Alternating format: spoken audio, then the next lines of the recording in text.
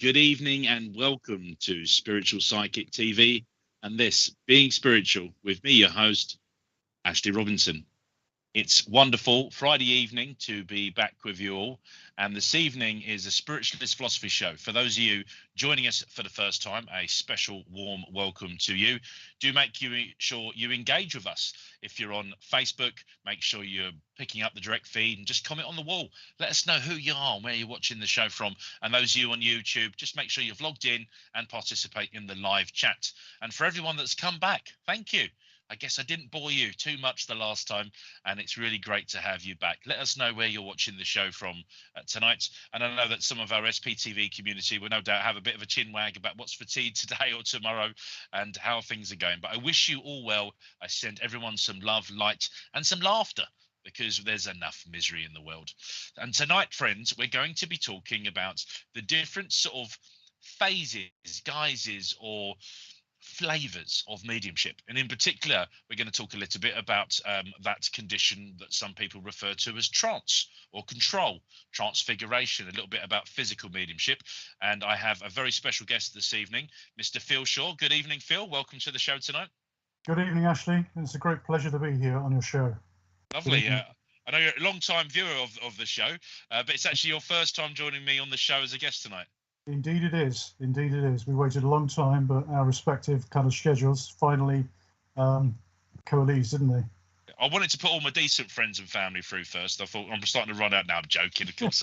It's great to have you here tonight. And obviously, although we've not worked live on this show tonight, we have indeed worked live on SPTV together.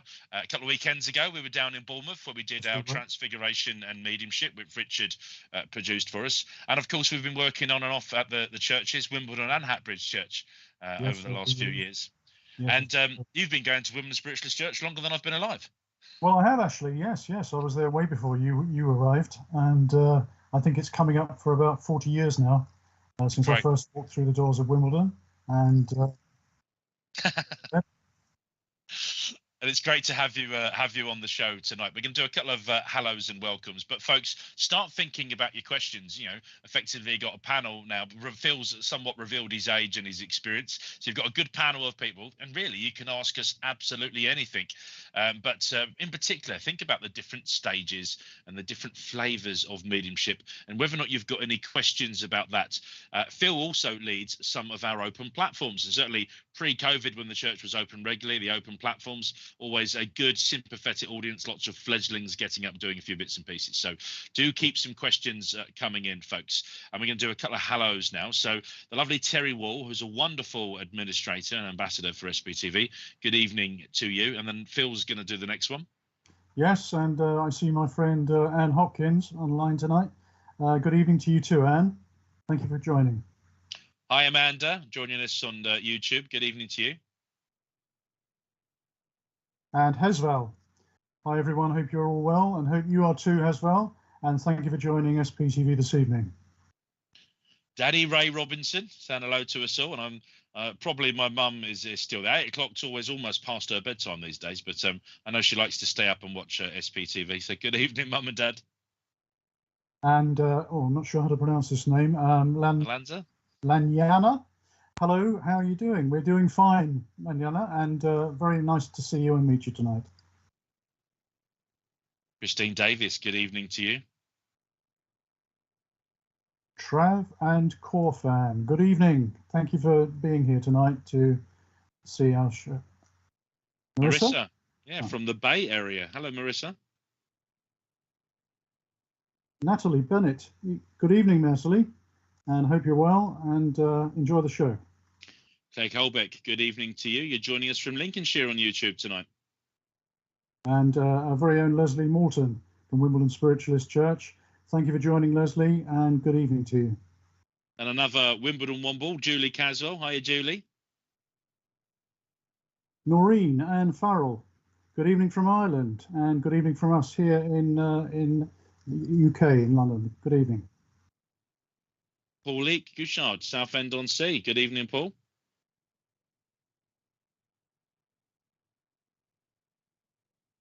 And Mary Dixie from Wimbledon Spiritualist Church.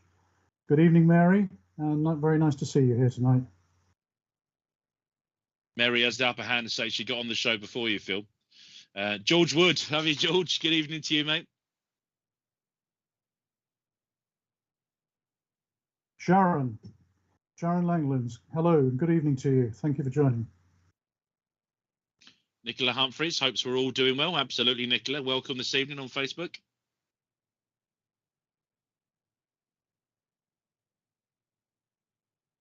Yeah, we might have caught up with most of the hellos. I'll let Phil do the next one. Face. Yes, a familiar face here. Good evening, Phil and Ashley, and enjoy the show tonight, Tina. Thank you. Taking time out from Barbados. That's fantastic. Oh. Tina's enjoying the summer holidays. I think we've caught up with most of you good folks. If I didn't specifically mention your name, it wasn't deliberate. And just while we've got your attention, folks, just want to let you know about a little fundraiser which is going on for our friends Matt and Kirsty. So if you've been tuned in this afternoon, you would have seen that this has been launched today. And we're raising support for Matt and Kirsty. They've been with SPTV right from the very start, and they've been giving their service, offering free readings, workshops and live readings to hundreds of people. Recently, sadly, they've both not been in a good place. And we're asking if anyone has any money to spare to consider donating it in support of them. Richard and I were talking about the show that they will probably feel quite awkward about the fact we're even doing this, but a lot of us care deeply about them, and we want to help in this situation if we can. So please head over to donations.spiritualpsychic.tv.online if you are able to support. Otherwise, folk, please just continue to send your love, light to everyone that's in need, particularly for those Matt and Kirsty this evening. Thank you. I'll let this Phil do this one. Sammy Haley, hi from Fuerteventura in Spain. Good evening. I wonder if Sammy's on holiday as well. People starting to take advantage now of the world reopening. Jenny is saying hello to everybody. Hiya, Jenny.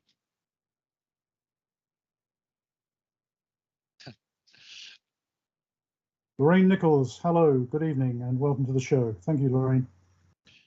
We get good cues, folks, from Richard. It helps us know who's watching the show and sort of who's saying hello. But I'm always waiting, because I know that people do muck about with their screen names, and I'm waiting to say hello from people like Ellie Copter, and that's exactly the sort of name my granddad Dale would have put down as his YouTube handle had he had the opportunity. So fortunately, I don't have a lot of time to interpret, and Richard does a lot of good multitasking, so he does a lot of good thinking for us.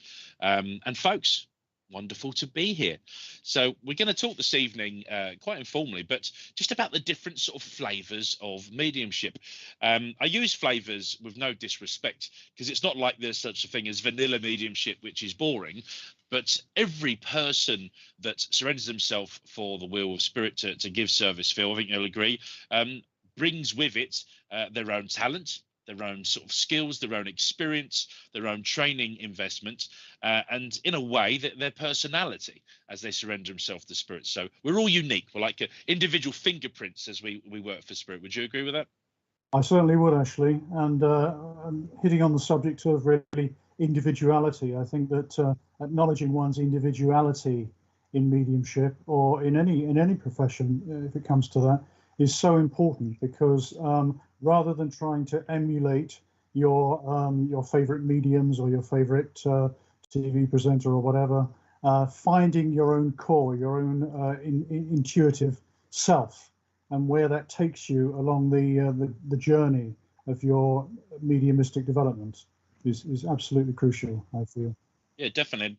I've often spoke about the many gifts of spirit, or spiritual gifts that are available to all of us, and talk about mediumship being a spiritual gift. And Richard and I were chatting at Bournemouth at the Spiritual and Psychic weekend, and Richard said, well, he actually thinks it's more of an ability than a gift, and you have to use that ability. And I think he's absolutely right. And thinking about the fact that yes, anybody can be a medium, but using it as an ability, throwing your talent into that, and then of course how much you invest into your learning and your development, how much you practice, ultimately you're going to get better at it. And I think it's fair to say we could probably all draw a very crude picture of, say, a house with some windows and doors. But actually, some of us will be naturally better at that than others. Some of us will start adding color. Some of them might be working in 2D or 3D. But the fact is that absolutely everybody that drew that house could get better if they practiced, if they had the right tools available to them, if they then spent time doing it, if they took perhaps tuition and instruction from other people on how to draw that best house. And I think that mediumship in many ways works a lot like that, and therefore no doubt your circle leaders and your helpers probably influence your style. Phil, what do you think? Absolutely. I think that your circle leaders most definitely influence your style of mediumship. But as we've said many times in the past, mediumship is about developing your own particular style and your own intrinsic methods. And, we all are extremely grateful to our circle leaders and inspirers and motivators.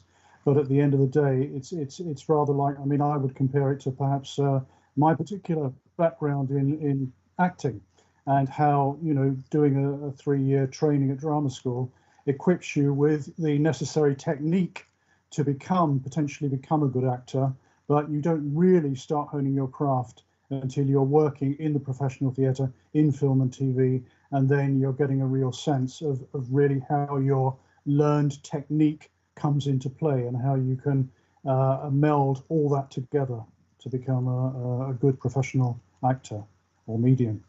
Yeah, absolutely. So how did you first get involved, Phil, in spiritualism? Well, I used to think it happened by accident, but of course now I know that for me anyway, there is no such thing as coincident or accident. And I was on my way to a business meeting in Belgrave Square. And I happened to be walking past the entrance of the Spiritualist Association of Great Britain. And before I knew where I was feeling a big push to go inside the building. And I thought, well, I don't know really what I'm doing here, because I'm aiming to get to this meeting in 10 minutes. And instead, I'm walking through the revolving doors of the SAGB. And the minute I got there, a lady at the reception desk said to me, "Oh, you must be here for Mrs. Northage's demonstration, which starts in 5 minutes." And I said, "Well, she said, "Go straight up the stairs into the Oliver Lodge Hall, take a seat, and then it's ready to start." So I found myself walking up the stairs, going into the Oliver Lodge Hall, sitting down. Ivy Northage, my to become teacher, then started the demonstration, and she came to me at the very end of the meeting and said, "Oh, I'd like to see you at the outside for a talk afterwards. I won't keep you very long, but we must talk." So I met Ivy after the demonstration, and she said, "Are you developing as a medium?" And I said, "No, I'm not." And she said, "Well, I'm running a circle here, and it's every week, and come along. I'd like to really help you develop as a medium." So before I knew what I was saying, I was just agreeing with her, and that's how it all started at the SAGB, developing with Ivy, and then subsequently I moved with Ivy to the College of Psychic Studies, and then I continued working with her and developing with her for a period of I think it was probably 3 years in mediumistic, evidential mediumship. And then after that, we started the trance mediumship, and then I developed for another 2 years.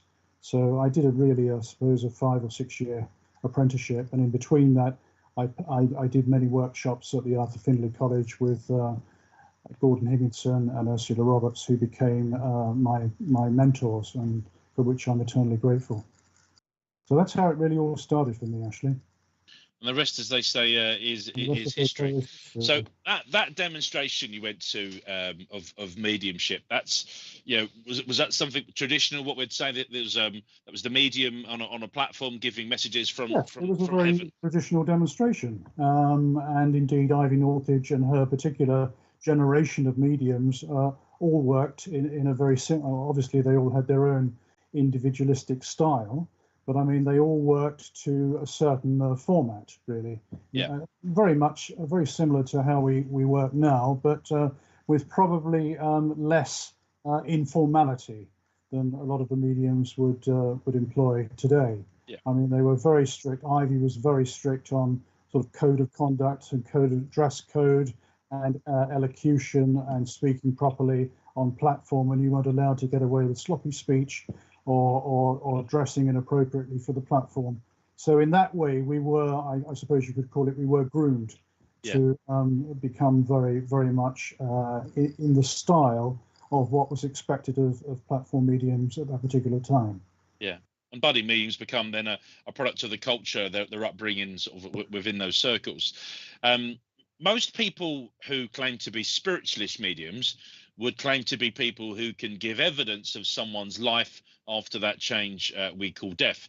But certainly more common now, you see some people will refer to themselves not necessarily as spiritualist mediums, but as spirit mediums or psychic mediums or clairvoyant mediums. And I've always said that labels are private to each person, so we shouldn't judge someone by what they choose to call themselves. But I also know that sometimes people are having a go at trying to describe what it is that they think they're doing. And I'm a proud, spiritualist medium, and I'm affiliated with United Spiritualists as an organization. But I know that certainly psychic mediums would not necessarily say that they're receiving evidence from a communicator that lives in that place I call heaven, but they're still going to give people a message.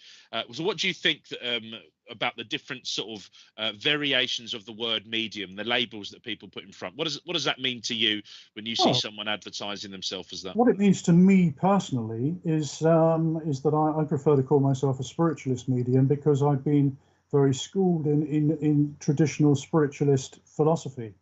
And in that sense, I feel more comfortable with the term spiritualist medium. I mean, I'm quite happy for people to refer to me as a psychic medium or a spiritual medium or whatever terminology they wish to apply. But for me, I mean, I honor the ethics and the roots of fundamental spiritualism. And therefore, I'm proud to, wear the badge or the T-shirt and say I'm a spiritualist medium. But at the end of the day, it's really about what individuals feel comfortable with.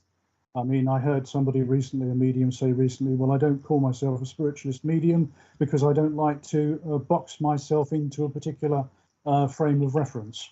So by calling myself a psychic or a spiritual medium, that frees me up in the sense that I feel perhaps more flexible and adaptable towards various other belief systems or philosophies. And I said, well, that's absolutely fine. I mean, by calling myself a spiritualist medium, I don't exclude other philosophies that are all part and parcel of what we are about as living, breathing, spiritual people. Yeah, definitely. We've had a question come in from Trav, which we can partly answer by also sort of answering the question, the difference between what we think is psychic and spiritual or spiritualist. And as I don't restrict myself to the way I work. For me, though, it's important to know the difference between me working in a psychic way or spiritual. And for me, Trav, psychic is everything other than my traditional senses. You could call it a sixth sense, but although I might use my senses when I'm working as a mediumship, when I'm doing spiritualist mediumship, and the very word clairaudience or clairvoyant, the ability to hear, or see voices, clairsentience, all the different clairs. I think it's a French word, isn't it, Claire, about the way that you might see things with your senses. Actually, within the mind's eye, the spiritual eye, I also think is probably what I would refer to as my psychic abilities. But I know that I'm actually going to be more drained working psychic. I'm perhaps working off energy. Maybe I'm holding an object or the energy of an area sort of around me. So Trav, I think everyone has the ability to work at a psychic and a spiritual or a spiritualist level. A lot of that is then down to training, the difference. For me, spirits will put something in my mind which is quite vivid. Psychic tends to be, again, that sort of sixth sense, the other things picking up. But Phil, how would you describe that difference? Yes, I mean, I think that a lot of people arrive at mediumistic development through their awareness of a psychic ability that they possess. I mean, they may not be referring to it as psychic as such, but they're certainly probably referring to themselves as sensitive in some ways. And I mean, I remember when at the College of Psychic Studies, I'm not sure whether they still do this, but they used to refer to all the consultants or mediums working there as sensitives rather than mediums. And I don't quite know why they did that, but anyway, that was the ruling at that particular time when I worked there. But as we were saying, I think that rather than becoming aware of the fact that you perhaps possess an ability to be a medium and produce evidential communication. I think the first signs often manifest themselves in psychic sensitivity and psychic activity, if you like. And that's often how people first get this sort of feeling or nudge to go to a circle or to attend a spiritualist church, because, you know, it's the inner voice, the inner awakening of that sensitivity towards perhaps eventually mediumistic development. Yeah, and I think when, you know, sitting in circle, sometimes some of the first sort of skills you start to pick up are how to work at that psychic level. You know, perhaps even, you know, be interested to what other people in the audience think, but, you know, seeing colours could be considered a psychic or spiritual sort of gift or ability. And in a circle, I know that once I started receiving communicators, I was satisfied that I would say that is spiritualist mediumship. I'm receiving evidence of a communicator. As we said, that changed sort of life after death. And the vast majority of my mediumship feel, again, it goes down to the way that I was taught. And not only did I have circle leaders, including two that work in tonight, you know, Christine and Mary, but I had people like my grandfather, you know, that would comment on my delivery of mediums. So one of the things I still do now, because it was the way I was trained, is I talk about someone who claims to be a member of your family, second cousin twice removed, mum, dad, etc. And as I give that evidence, most of my messages start off by me saying, and he is saying this, or she is saying that, and he is claiming that they knew you from this sort of area. But every now and then, when the communicator becomes really close, people pick up on the fact that I stop saying he, she, and they, and I start talking about I. So I knew you from the South Coast, and I knew that we had some great fun on that pier, and I love you very much, and I'm sorry, etc., etc. And again, that's that communicator coming ever so close that I'm no longer interpreting what they've said. I'm almost delivering.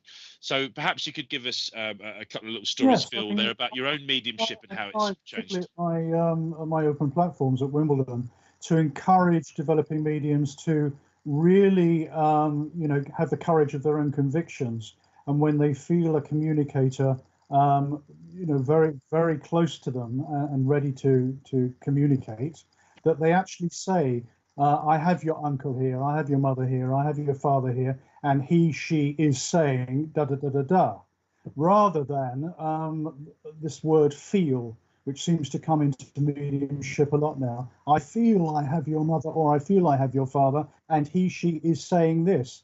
Well, if you're hearing that communicator make a particular statement, you're not feeling it, you're actually hearing it. So therefore, you can say with a surety, your father is saying that, your mother is describing how when you were a young child, you did this or that.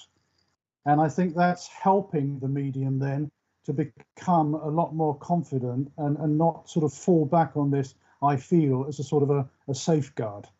Because then if it isn't accepted, they can say, well, I felt it, but of course I might have had the wrong feeling.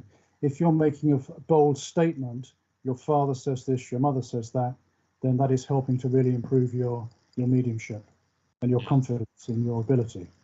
Definitely. Jenny just said that she regularly watches a psychic medium who uses a spirit ball and is amazing, so genuine, and it's interesting how people have different ways of receiving. So, you know, thanks for sharing that, Jenny. I remember, Phil, when I first sat in circle, that you know, again, the circle leader trying to sort of correct certain things. I remember sitting there with my arms folded and my feet crossed, and we're about to do a meditation. They're like, "Oh no, you can't do that. You have to open your legs." And I was like, well, "Why?" And they said, "Well, in case you get up and talk." And I was like, well, you've asked us not to get up and talk. They said, oh, but it might be spirit. And I was always fascinated by this idea that, you know, actually in the right conditions, spirit could sort of almost take some sort of control of me.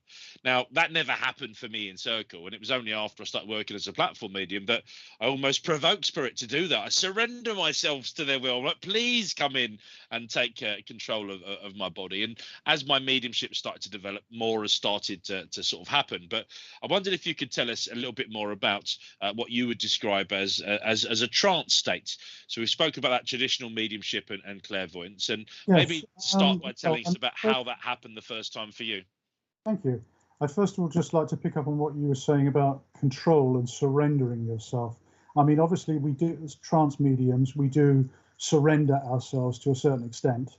And I think even as mediums, as evidential mediums, we surrender ourselves because we're giving our thought process, our inner being to an alignment with spiritual energy and spiritual thought. But to come back to the control aspect, I've never really liked the word control, particularly when it's applied to trance mediumship, although it was used very regularly in, if we go back sort of 40, 50 years, when trance mediums referred to them being taken over by their control.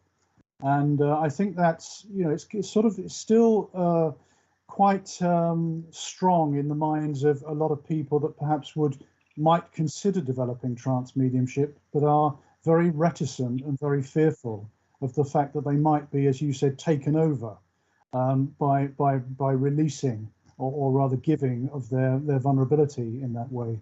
But I think that if your intention behind your mediumship, and this is what we come back to in terms of sort of fundamental mechanics of mediumship, if your intention is pure and your conviction is strong, I personally believe that there is no way that you can be, or your consciousness can be infiltrated by negative energy or beings that are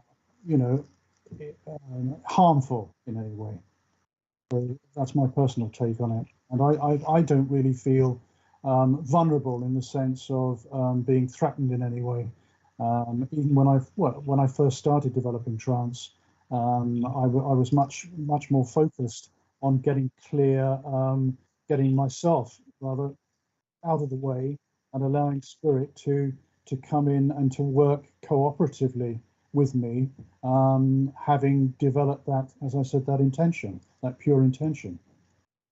Definitely. I think Hollywood made a fortune out of so-called possessions and exorcisms and other things and movies, like sort of Poltergeist. But yeah, I agree with you. I think that, as you said, healthy body and mind, it's unlikely without consent that anyone can come in and take control of you. But of course, domestic abuse, solvent abuse, drugs and alcohol and other things that are going in your life could make you more vulnerable. It's a bit like opening your front door and not leaving it locked at night, but keeping the lights on with signs, it sort of come this way. So yeah, I definitely agree with what you say. I stress that anybody with any sort of condition, in the sense of a mental health condition or using recreational drugs or whatever, that is potentially or may potentially have a negative effect on their development, should think very, very carefully about and should probably not even put themselves in a situation where they are likely to become perhaps more vulnerable towards their subpersonalities. We're not just looking at spirit communication here or spirit influence. We're looking at the actual, psychologically speaking, the subpersonalities of that particular individual that may then have an opportunity to become more predominant. So in the right circumstances, when you have decided that you do want to work with spirit in that way, and you've got yourself a good leader, a good circle leader, a sort of a teacher, you're sort of taking the ability of receiving messages from people's loved ones and giving that evidence to actually saying, yeah, I want to work collectively with spirit. And to a certain, I like the word you use, you make space for them to come in and give them access to sort of more of your body. Now, people that have researched sort of trance for the first time, may have seen the old stories of people like Helen Duncan, who were able, in a sort of physical mediumship state, able to produce ectoplasm, an outside her body material, where energy effectively changed. And people used to describe it, indeed, folks, Google the pictures, almost like a white sheet or a sort of a mist, a fog coming out of her mouth. But not only did this stuff come out of her mouth and her body, but actually spirit were then able to use that to manipulate. They were able to show their faces in incredible detail. So that's certainly one level of physical mediumship. And indeed, I don't think we've seen any amount of physical mediumship to that style for a while. And I'm going to allude to it a bit later about, and it is potentially dangerous, more risky for the medium. But between mediumship, I've got someone here claiming to be your mum, and the Helen Duncans of this world, there are all these different varieties in the middle. Perhaps you can tell us, Phil, a little bit about when you make that space. Is it guides coming through and talking through? Is it the communicator themselves? And when you say making space, how would you describe that trance state to someone that doesn't necessarily know much about it?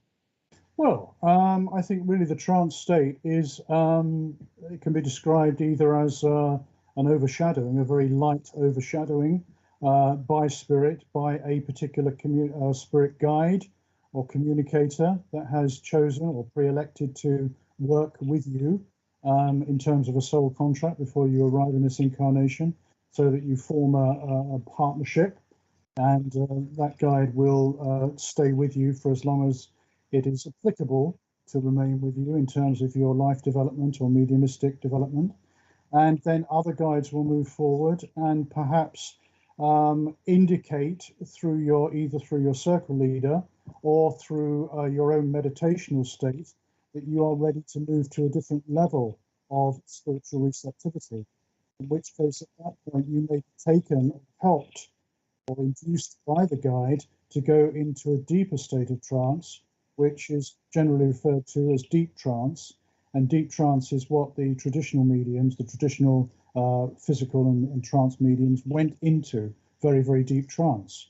But I know it's becoming much more prevalent now for a lot of trance mediums not to go into deep trance and to take on a more of an overshadowing level. Would you agree with that, Ashley? Yeah, I think so, and I'm continue to develop as a medium, myself, and I'm experimenting with the different ways that spirit can work with me, and I also have sat in circles where we've wanted physical phenomenon to sort of occur, and I think that those old-fashioned seances in that way where mediums did it wasn't a parlor trick that they occasionally did. These were mediums that sat sort of in that power, in that moment, consistently, regularly, often for hours and hours at end when nothing happened, to build up the conditions and the energy for it to happen. And indeed, I think that if we think about spiritualism and its modern concepts of Fox sisters and the rappings, tappings and knockings, the fast track that mediums went on over those sort of, first 100, 200 years, then people like Helen Duncan were doing it in that way for the first time in that modern era.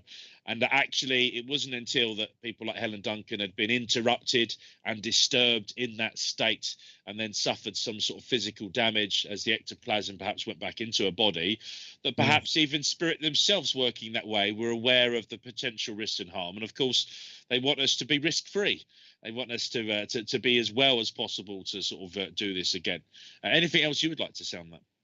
Well, I mean, I think the trance state is very. I don't think there's anything particularly cut and dried about how one is expected to work in the trance state. I mean, a lot of people have said to me in the past, "Oh, well, you can't be a proper trance medium unless you're in deep trance." Well, I would totally dismiss that, because there are many, many fine trance mediums who aren't in deep trance, and I'm not just talking contemporary mediums, but also traditional. I mean, Gordon Higginson himself, when he was working in trance, very often didn't go. I mean, he was capable of working in deep trance, but he often worked in a very light trance in an overshadowed state. And he always said, and I now agree from my own personal experience, that a guide or particular guides prefer to work with your consciousness in such a way that they can, or in a way where they can be most effective in terms of what the ultimate objective of that trance communication is.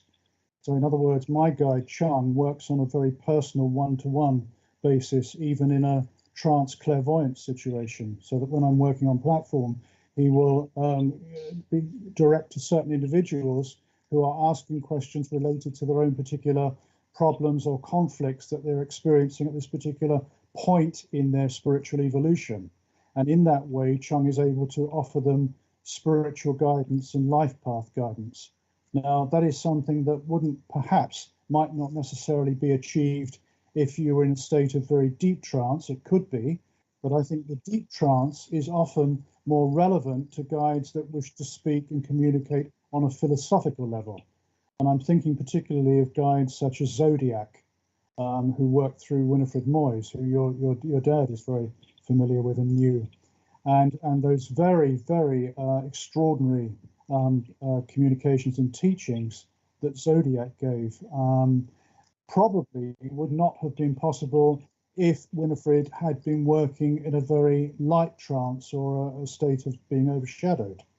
So in that case, they deemed it necessary to put her into a much deeper trance so that Zodiac could then, have a greater influence. Definitely, and again, modern spiritualism had no holy book to rely on. It had, its roots in some Christianity around that time, but also other ancient religions. And actually, for spiritualists, depending on their flavor of spiritualism, you could say that a lot of these guides that did come through in that trance state curated books which people relied on as teachings. Now, whether or not Spirit ever intended us to work in that way, but Zodiac, there ended up being an entire organization founded off that, the Greater World Christian Spiritualist Association, and many others. I often read from Silver Birch. And another we mentioned your original circle leader there, and all the books and lectures that were produced there. Ramadan was another guide that was with Ursula Roberts, the medium, and the Ramadan Trust. All those lectures that were typed out painstakingly from the tape cassettes. And if we've got any young viewers on that today that haven't got a clue what a tape cassette is, just try and work out how to play one of them. That'd be quite confusing. Anyone under 40 probably will struggle. Indeed, I mean, Ursula demonstrated many times at Wimbledon, and it was wonderful to watch her and Ramadan's extraordinary philosophical talks. And again, I think, a particular guide and the way that guide works and his teachings are very relevant to that particular zeitgeist and the collective consciousness at the time, and what that collective consciousness is required to hear, not in the sense of pushing it onto people, but just tuning to what that collective consciousness requires on a spiritual level. Yeah. I think that's where Ramadan and White Eagle and Zodiac and so on were working in a very specific way, which wouldn't necessarily be particularly relevant or interesting to a lot of people now in our churches. Definitely. Lots of questions starting to come in, folks, and I'm not ignoring you. There's just a couple of more points I wanted to very quickly make, and then we'll go and answer some of those questions. So one thing, Phil, that we spoke about a couple of weeks ago, Richard filmed us down in Bournemouth. And in fact, for those people that weren't at our Spiritual Psychic Weekend, boy, oh boy, did you miss a fantastic weekend with like-minded people. But fortunate for you, the invent of modern technology and our wonderful producer, you can go back and watch a lot of Spirit Seeker on YouTube and Facebook, and you'll see a couple of references to trance-like states. There was a wonderful session with Polly Harnett, who is a regular to many on SPTV. You can go back and listen to some of those things and some of her guides and communicators talk. And one of the things we did, I think it was on a Saturday afternoon, Phil, was mediumship and transfiguration. So everyone is probably no doubt familiar now with mediumship, but how would you describe in a nutshell transfiguration for people, and what it is we've done so that people that haven't seen it can go and have a look at that and know what that experiment was? Well, again, Ash, I mean, I think there's different levels of transfiguration. I mean, there's transfiguration where, again, the medium is put into a very deep trance and doesn't remember really anything of the proceedings, and the communicated spirits then impress not only their personality but also their facial features over the medium's face. In other words, ectoplasm, which you referred to earlier in terms of Helen Duncan, the ectoplasm is produced from areas of the medium's body and then used by spirit to shape the features of the spirit communicator's face. So if it all works, if it all goes according to plan, you should see a complete replica of the deceased person building up over the entranced medium.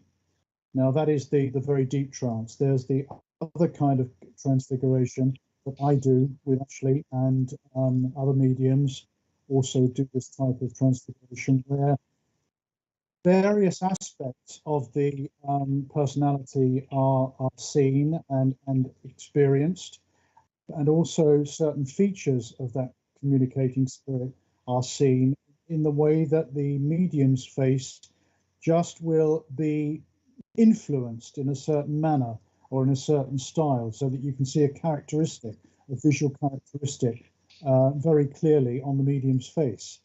So that is quite different in a way, and not as explicit as the deep trance transfiguration, but nevertheless, it can be very effective and very powerful. A lot of people that are witnessing it can see sometimes more features than others can see. Sometimes others don't see anything at all. Ashley and I tend to do it sometimes in daylight in the church, or we do it in the evening often, and I'm in the cabinet and or the whatever we call it, a tent. A tanning tent. A talent. Tanning. I think it's for people to put on fake talent, tan. whatever you like to call it. And in a red light. And often that red light can then help the features or people see the features that are on the medium's face. So while I'm producing or attempting to produce that phenomena, Ashley will be linking with that communicating spirit and providing the mediumship and the evidence. Excellent. Thanks for that. So the final point I wanted to finish on before we take more of the questions was this word we've mentioned a few times, collective consciousness. Now, hopefully people watching at home today, that's not the first time you've heard that, and that you've tuned in on a Thursday where you've seen Bill Hughes and his collective consciousness shows, where you have two mediums delivering a message from the same communicator. And, you know, obviously it's absolutely possible, and you get lots of double, triple, or even quadruple mediums all working with the same communicator. And during that transfiguration demonstration or that experiment, one of the things that was quite interesting for me, it was the first time that I was introduced to someone else's guide team. So, you know, I'm very familiar. I'm becoming more familiar with my own guides. But the first time I worked alongside Phil, I believe I had Phil's guide, or for one of Phil's guides, Chung, actually sort of choreographing the show and sort of saying, right, well, you're new to this. You're going to do the mediumship. You know, we've got the guides there helping you with this mediumship, but I'll tell you when to shut up and when not to. And it was far more eloquent than that. But for me, it was that sort of simple, plain English, because in order for the mediumship to work, we had to have the same communicator. And I, for the first time, felt sort of Chung sort of coming quite close to me. And I felt like he was at the front, you know, with the baton, the conductor, if you like. So I just wanted to put that point out with people. And then we're going to take some questions. So Terry, just mention this, that with the transfiguration that Ashley and I do, when I'm being transfigured, I will often be influenced so strongly by the communicator that they will wish to speak through me. So I will start speaking, not necessarily with the replica of their earthly voice, but certainly with a kind of an intonation or an inflection that strongly resembled their earthly voice, and which is recognized by the particular recipient or recipients in the audience. So I will then speak as the communicator while the transfiguration is taking place, and while Ashley is giving the mediumship. So it's really sort of three things often happening at once. I don't always get the voice, but we've been working more strongly in that way, haven't we, Ashley? Definitely. It was a good segue, because Terry's question was actually all about voices. So yeah. Terry had said trance confuses her. Some mediums in trance sound like themselves, whereas others have a completely different accent. How does that work? And Terry, I just wanted to sort of say, before I invite Phil to say that, but you know, Phil is an actor. You know, he's just said he studies an actor, and like all actors can portray different characters. So most of us have a range of different tones and pitches and accents we could perhaps do, some better than others. I've seen some really good impersonators that can do impressions of other people to an incredible level. But ultimately, the physical palette we have is what's available to spirit. And even though their personality is coming through, depending on how deep that trance is, that's been my kind of understanding. Because if they're using my voice box, it's very different, difficult perhaps say a female communicator to be truly herself, because she no longer has a voice box, and that was what produced her voice while she was alive. She's now a spirit energy. What she's doing is utilizing my box. So it's more about, for me, it's like their personality sort of starting to come through, and that's at a light level. Whereas I suppose my understanding would be at the deeper sort of levels, then the communicator has far more of their spiritual body intact to be able to overshadow the physical human being and to use it in that way. And I'll get Phil to come in now, and then Phil will segue into direct voice, because there was another question about what is direct voice. So I'll let you answer that question, and you can go straight into the difference between that and direct voice. I love a bit of segue, Ash. Anyway, yes, to answer Terry's question, I think I can best explain that, Terry, by saying that when Chung first started working with me, when I was first developing trance, it was his intention to clearly define what he described as one of his earthly personalities, so that people that were listening to me in trance could then be very aware of the fact that this was a separate personality and a separate individuality to my own. And he was also doing it to convince me that actually what I was doing was authentic rather than just made up or mimicked in some way by my imagination. So, but he did make it very clear as time went on that eventually his and my personalities would meld together to the degree that it wouldn't be as necessary for him to imprint his own Chinese personality in order to convince people that it was another person and not myself. So that's what has happened over the years. Now people say that when they listen to me, there isn't such a pronounced accent from Chung, and that our two energies and personalities have blended to the degree that we have become almost one personality. So I think that explains it slightly more coherently, Terry.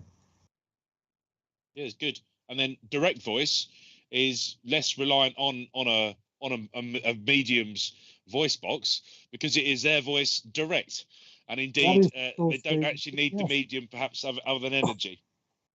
This is a game where ectoplasm is produced in deep trance, and spirit then form the voice box through what they call the trumpet. Ectoplasm forms into a trumpet shape, and then the voice is transmitted through the trumpet. And this is something that I experienced at the Arthur Findlay College when I was very privileged to sit in a private circle with Gordon Higginson and a few others, and he produced direct voice, and we saw the ectoplasm extending from his solar plexus and his throat chakra, and then the trumpet floated around the room, and various spirit communicators in their original earth personality voices spoke to their loved ones in the room. So, I mean, there was actually no way that could have been manufactured or reproduced. Quite incredible. It's quite extraordinary. And I know these things don't happen by accident. That with our many sittings with Gordon practicing and discipline that. And folks, we often talk about the fact that the difference between the human being and the corpse is the absence of that personality. The human being becomes a corpse when the personality leaves. But we had an entire show dedicated to various interfaces and the different bodies and shells that make up the human being. And the evidence I've had from communicators and guides in spirit is that although they have no need for a physical body, and indeed that's what they've left, that is the change that we call death, often they're able to reproduce a spiritual body without any of the imperfections. And because it's a world of pure thought, they can click their fingers and it can happen immediately. And then the idea of them coming from heaven, working through the medium, the energy of the room, to reproduce something in that physical sense, that ectoplasm, that outside sort of energy, sounds quite incredible. And I hope it's something I get to witness one time. We have a couple of trumpets down at Wimbledon Spiritualist Church in the sanctuary, and indeed we've sat for physical sort of phenomenon experiments. Sadly, I've not witnessed anything yet myself, but again, I know it needs this routine, this consistency, this discipline to get good at it. Okay, thank you. We're getting a lot of interference, Richard. It's gone now. Maybe that was physical. Yeah. It's really strange. So I don't know if you're picking it up as well, Phil. But Yeah, it was all. I mean, it's only the three of us on the call, but what's coming through really loud was almost like white noise, it was like white noise. Yes. yeah, or as if someone had taken another microphone and gone for a jog round the block. It was a really strange, strange. And then as soon as I mentioned it to Richard, it cut out. Pretty cool. Yeah, strange. Did you hear it as well, Phil? Yes, I did. Yes. Okay. Yes. How bizarre. Right. Moving on. Laura says, I've seen ectoplasm, but I was not doing reading. It's also a sticky substance. So thank you for sharing, Laura, your experience with ectoplasm.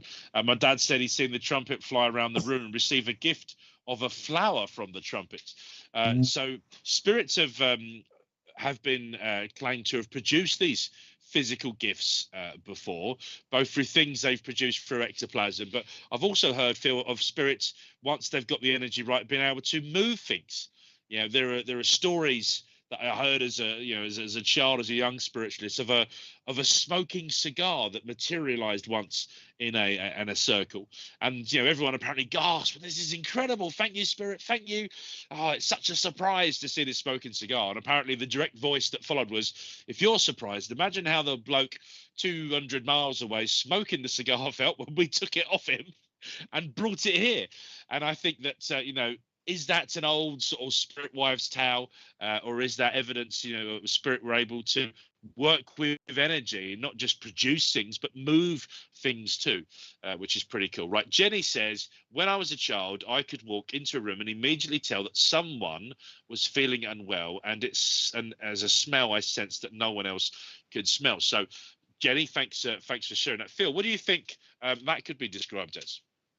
Well, again, I mean, I think that's often spirit working with, say, a potential medium or somebody that is incredibly sensitive to spirit energy, and just allowing that person to further develop their spiritual sensitivity for whatever reason. I mean, it doesn't always lead to necessarily conventional mediumship, but I mean, it may be that that particular person is being attuned or developed in some way to work creatively or artistically. So therefore, the connection that they have with spirit is fortified by the fact that they're sensing these or feeling or experiencing these different smells or sensations that in some way are giving vent to their creativity or helping their creativity or artistry in some way. Yeah. People talk about empaths, don't they, or like words and those that are sensitive, and it's all energy. It's all energy. Two people have an argument in a room, you can feel the energy of that as well. So the fact that you're sort of coming in and like an empath, physically feeling that energy, Jenny, is pretty cool, and it shows that there are many abilities and gifts that we all have the opportunity to work with.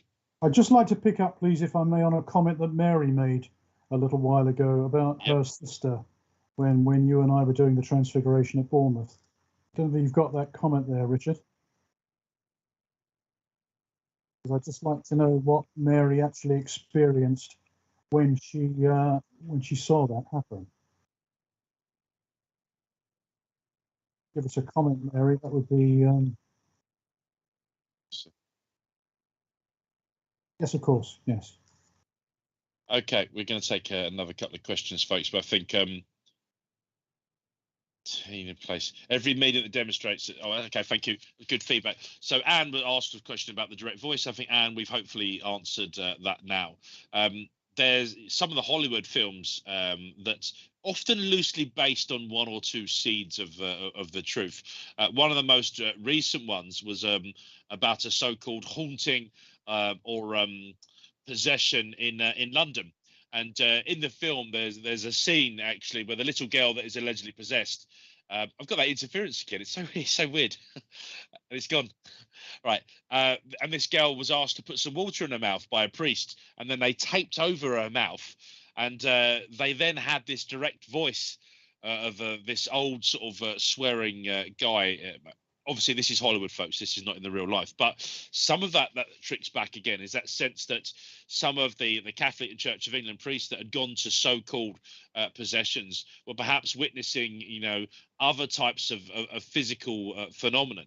Modern times and within spiritualism, ministers do get phone calls.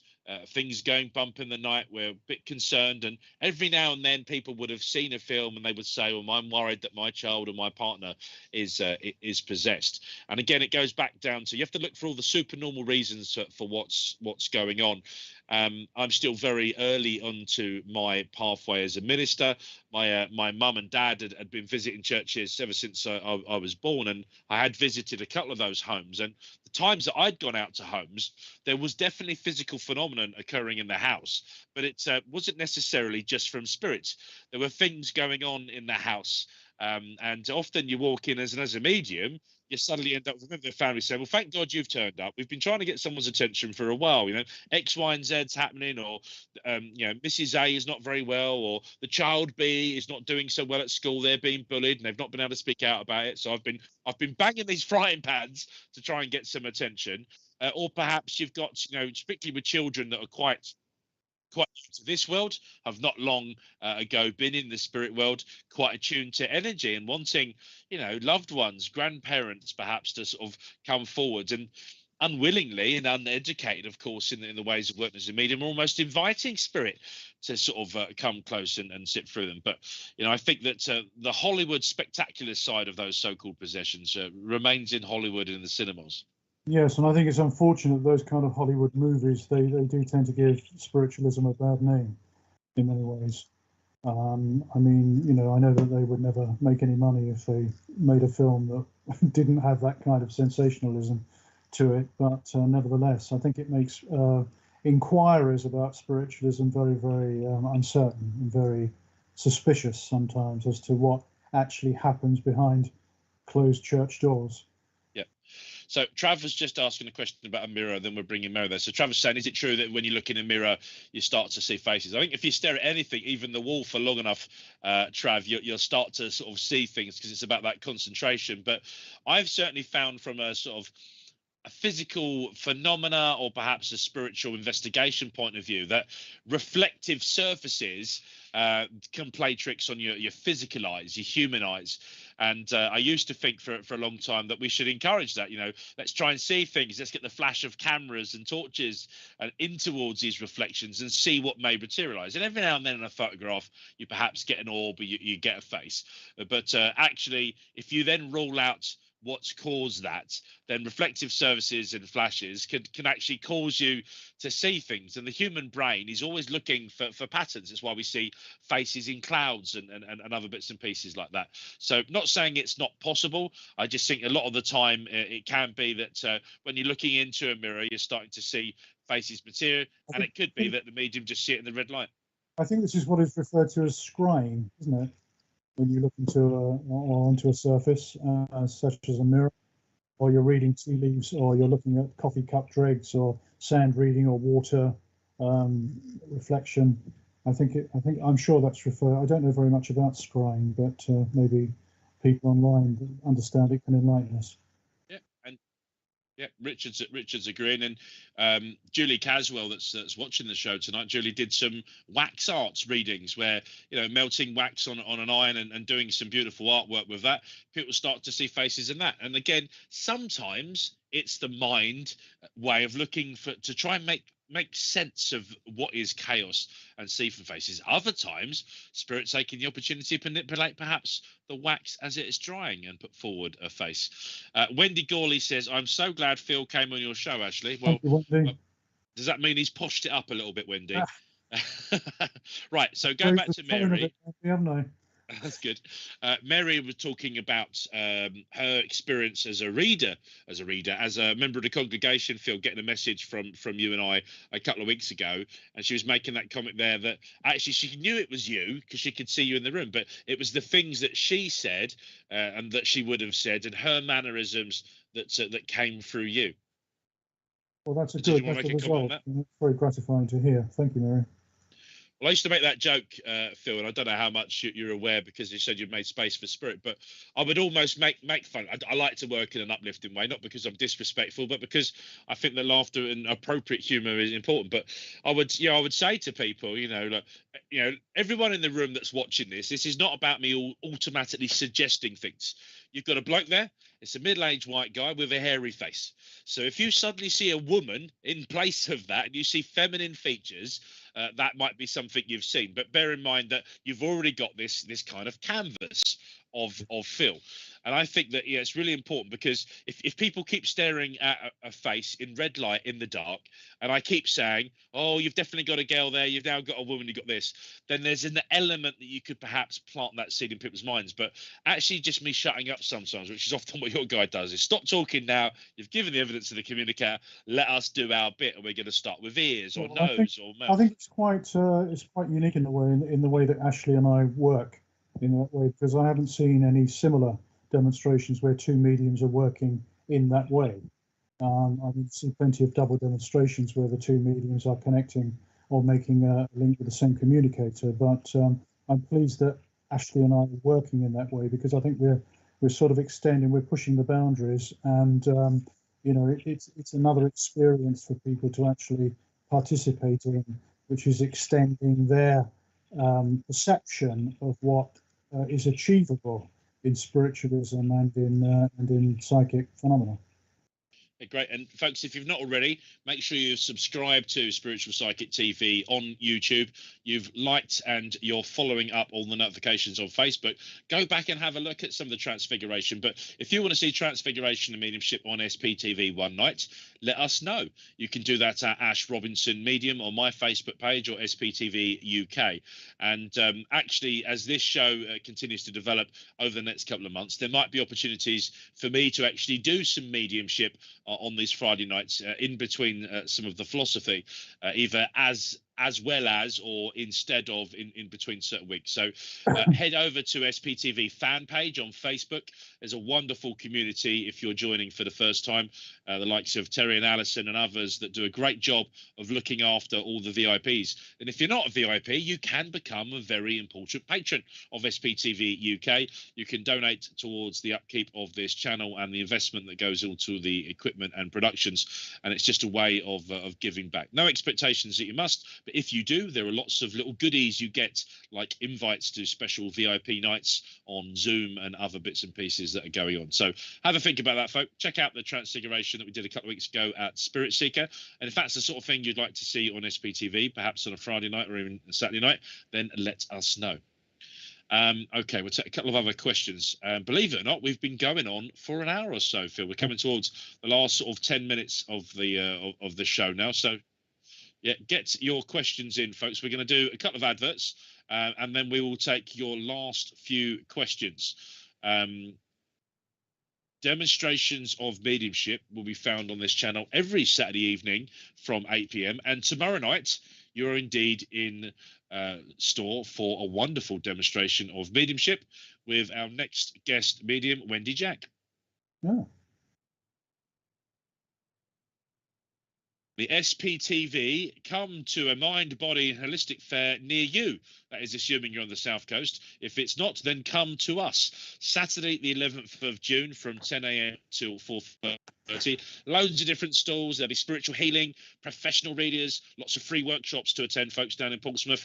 Free talks, refreshments, plenty of free parking. I'll be down there doing some spiritual counselling as I sort of qualify on my spiritual counselling route. It's in Waterloo, Veal, near Portsmouth, and there are more information. You can see there, mbs.spiritualpsychictv.online.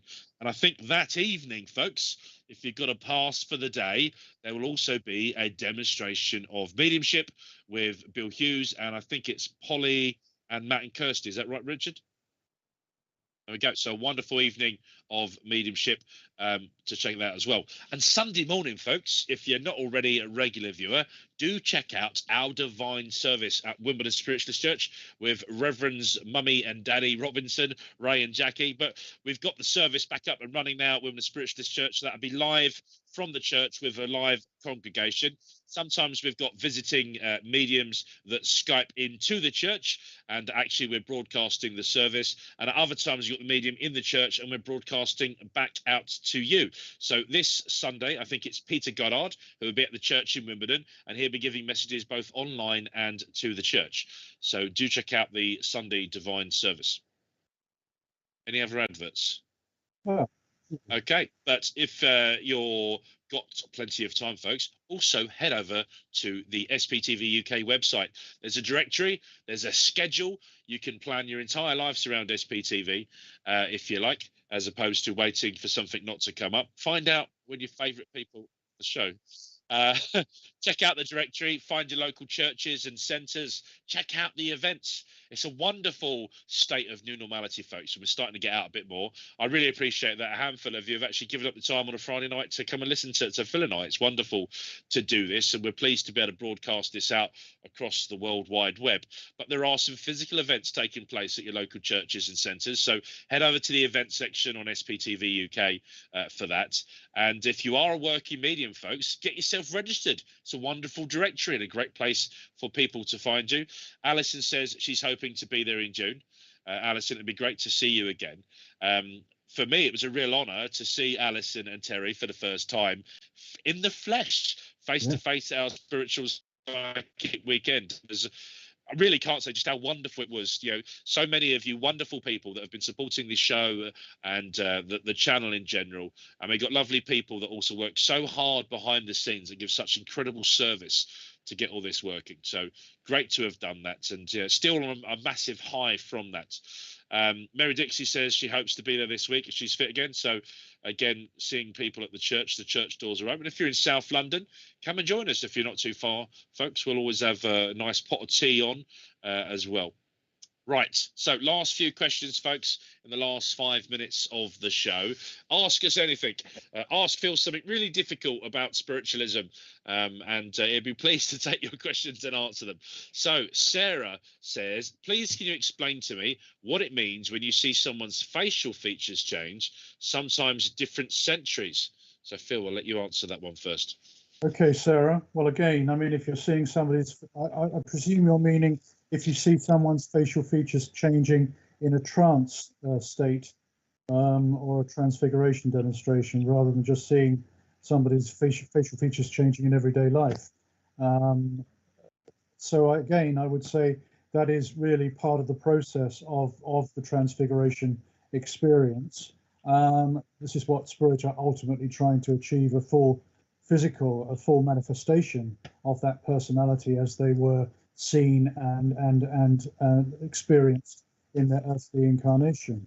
But if you're referring to someone's facial features changing in everyday life, it may be that you are becoming receptive to spiritual influence in some way that is trying to work with your psychic or mediumistic abilities, and in perhaps giving you an experience that you will question and then wish to find out more about. So that's the only sort of reasonable answer I think I can give to that, to your question there. That's great, and I've got nothing else to add to that.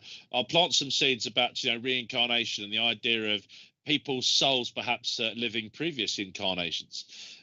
So we're going to do another reincarnation special at some point this year. But Sarah, good question.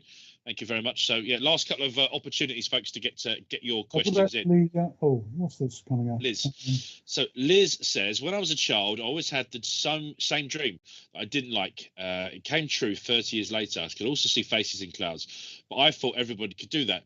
I've always been interested in mediumship. So 13 years ago, I joined a few online groups, started seeing spirit on photos. That's how I started. And after meeting an angel, no, I'm not loopy, I started sketching spirit. I'm doing that most days now. I don't feel I'm psychic, maybe psychotic. Haha. I work on different levels. Well, Liz, fake. Okay, gonna get the.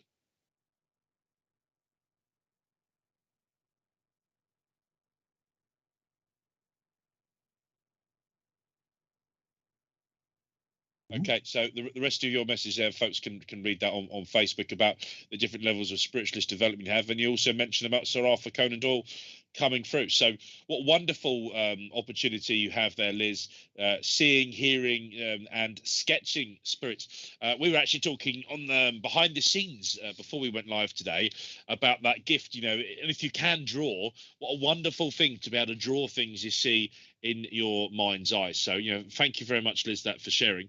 Your question was, have you had anyone important come through in trance mediumship, please? So, Phil, anyone important? Important, as I presume you're meaning in terms of VIP importance and people that would be known on a sort of a national, global level. No, I haven't actually, Liz, but I have been present at seances where leading lights in various professions have come through, and political leaders and so on and so forth. So no, I haven't personally, but I think when you use the word important, I mean it can be important to the recipient that obviously a loved one comes through, because they would rather that happen than see Muhammad Ali come through, or anybody of note. So I think the word important is you're right. Relative to the person's or the recipient's expectation.